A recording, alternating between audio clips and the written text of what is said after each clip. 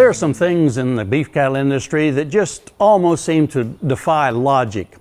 And one of those is birth weights of calves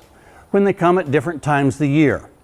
You know, logic would say that cows that gestate during the summertime, when they're out here on good grass and putting on lots of good body condition, that the birth weight of the calf should be heavier than the cow that has gestated during the winter time, and it's tougher to get enough nutrients in her to keep body condition on her. But as we look at the data, it is really reverse of that situation. We looked at 414 gestations over a 5-year period of time, about half of them in the fall and half of them in the spring, and these cows were all AI'd to the same bulls. What we found was that the calves born in the fall were about 4.5 pounds lighter on the average than their counterparts that were born in the springtime.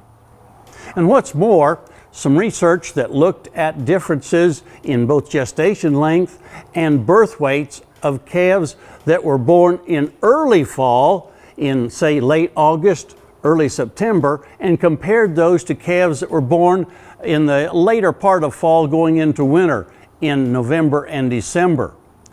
The cows that calved in the early part of the fall, having gone through most recently a hot summer, as they went into late gestation, their calves were in the first year 3.7 pounds lighter than counterparts that calved in the later fall months. The second year, the difference was even greater, at 9.8 pounds lighter for those calves that were born very early in the fall months. So as we get ready for this upcoming fall calving season, let's don't be surprised as we're keeping track of birth weights of these calves that they're lighter than what we might expect, what we might see in the same matings that would take place in the springtime. Now that doesn't mean that we can totally do away with our cow checks and heifer checks to make sure that we provide assistance when necessary, but I think we need to be prepared for the thought that these calves could be a little lighter if they're born in the fall than in the springtime. Hey, we look forward to visiting with you again next week on Sunup's Cow-Calf Corner.